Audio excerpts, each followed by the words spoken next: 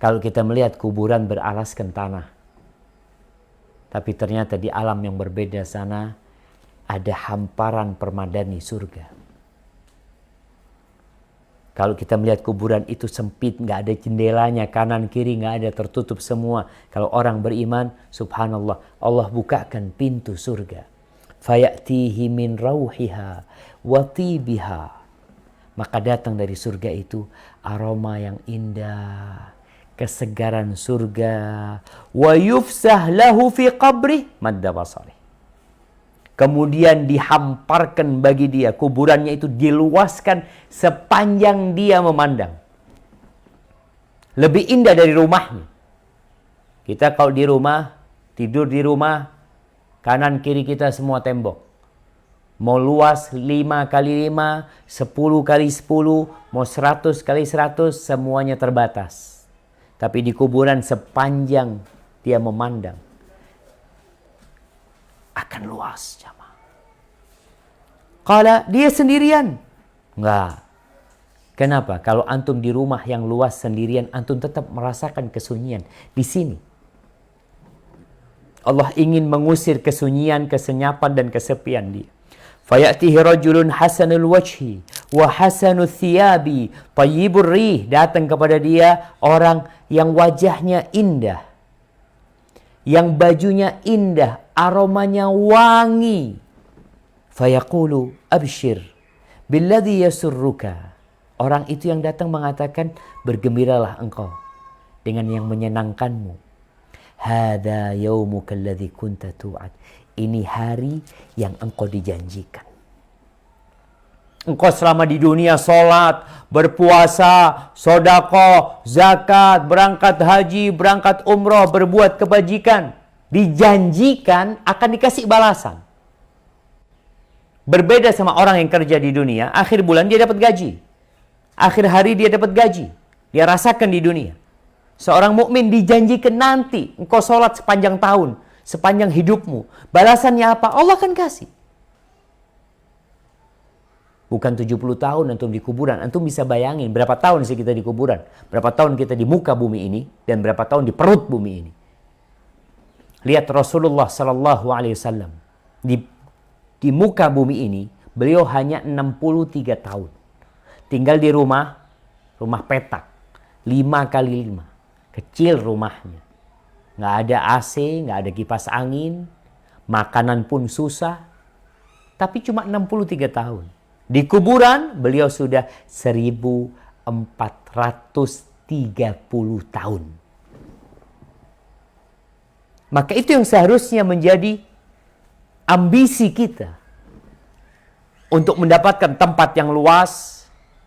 Untuk mendapatkan janji-janji Allah Azza wa Jalla, dikasih tahu ini janji yang telah dijanjikan kepadamu. Fayaqulu man anta? Orang ini yang awalnya sendirian, malaikat Munkar dan Nakir udah pergi, kondisi kuburannya sudah berubah, lalu dia bertanya, man anta? Kamu siapa? Fawajhuka al-wajhul hasan yaji'u bil khair. Wajahmu wajah orang baik yang mendatangkan kebaikan. Fayaqulu lahu ana amaluka salih. Aku amal solehmu. Fayaqul Rabbi.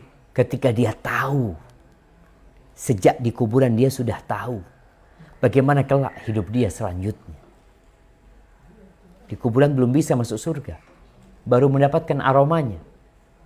Orang tuh kalau melihat tempat yang indah, kepingin masuk. Antum dapat fotonya sesuatu ya, pulau yang indah, ada ketertarikan. Nih orang dibukakan pintu ke surga, datang tuh aroma surga, wanginya surga. Dia melihat subhanallah sebuah keindahan di sana. Maka dia mengatakan, ay Rabbi aqimis sa'ah, Rabbi aqimis sa'ah. Ya Allah, bangkitkan kiamat, bangkitkan kiamat. Hatta arji ila ahli wa mali. Sehingga aku bisa kembali kepada keluargaku dan kepada hartaku. Di riwayat lain disebutkan, orang ini mengatakan, Rabbi, biarkan aku kasih tahu kabar gembira kepada keluargaku. Agar mereka tahu, aku di sini bahagia, nggak perlu nangis kalian. Aku lebih bahagia daripada kalian di dunia. Lalu dikatakan, uskun, engkau istirahat dulu di sini, belum waktunya. Akan datang waktunya nanti. Lalu Nabi menyebutkan tentang orang kafir, orang fajir. Wa ya'tihi malakan, datang malaikat sama. Dia dihimpit dengan himpitan yang menghancurkan tubuhnya. Kemudian datang malaikat dalam kondisi kesepian dan kegelapan. Malaikat bertanya kepada dia, Man Rabbuk? Siapa Rabbmu? La adri. Dia ketakutan. Enggak tahu aku. Aku enggak tahu aku. Qala faqul ma dinuk? Apa agamamu? Agamanya sendiri dia mengatakan, la adri. Engkau tahu orang yang diutus ke la adri. Jawabannya enggak tahu. Maka kemudian ada yang menyeru dari langit mengatakan, an kadzaba abdi, memang hambaku ini telah mendustakan. Dia enggak percaya. Fa afrishuhu minan nar. Jadi bukan permadani yang diberikan kepada dia, tapi api neraka. Bawahnya kuburan dia adalah api neraka. Waftahu lahu baban ilan nar. Bukakan pintu ke neraka. Fayatihi min harriha wa sumumiha. Maka datang kepada dia aroma busuknya api neraka, panasnya neraka. Datang kepada dia, wa yudayyaqu alaihi qabruh, dan kuburannya disempitkan buat dia, hatta takhtalifa adla'uhu, sampai tulang-tulangnya itu enggak beraturan. Antum tahu kalau seperti tisu yang diremet-remet, seperti itu dia disempitkan kuburannya. Walaupun dari kasat mata kita, oh kuburannya mewah, luasnya sekian, ada kolam renangnya, ada ininya, nggak ada. Di dalam sana dia sudah nggak dapat manfaat dari harta, dari apa yang di muka bumi ini, kecuali dari amal soleh dia. Ketika nggak ada,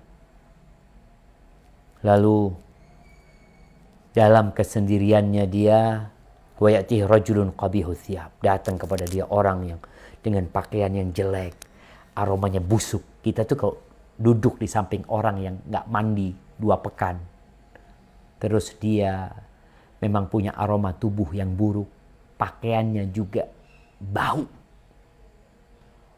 kita akan menyingkir, kita akan cari tempat lain, kita akan tutup hidung kita. Tapi ini datang tuh, tempatnya udah sempit, mau bareng dia lagi. Kita tuh kalau tempat sempit gak ingin orang lain duduk di situ. Kita lihat pesawat, kenapa ada kursi bisnis, ada kursi yang lebih tinggi, VIP umpamanya, ada yang biasa itu banyak orang. Kalau udah sempit terus banyak orang, itu jadi gak nyaman. Ini nih, kuburan udah disempitin, sampai tulang-tulang dia itu beradu, bercampur aduk, datang orang, aromanya busuk, wajahnya buruk, pakaiannya juga jelek. Lalu dia mengatakan, absyir billadzi yasu'u. Engkau, nih, ada kabar buat engkau dengan keburukan yang telah dijanjikan kepadamu. Lalu dia tanya, kau siapa engkau? Qala ana amaluka. Wajahmu wajah yang jelek, baumu juga nggak enak, kelihatan engkau ini jahat. Kata dia, ana amalukal khabith. Aku amal burukmu. Yang kita kerjakan akan kita dapatkan. Fa yaqul rabbi la tuqimis sa'a. Lalu dia mengatakan, ya Rabb, jangan dibangkitkan kiamat. Karena dia sekarang baru merasakan azab kubur aja. Gimana kalau dimasukkan ke dalam api neraka yang panasnya ya sekitar 70 kali api dunia. Seperti itu, 69 kali api dunia. Ahibati fillah, itulah yang menanti kita di kuburan.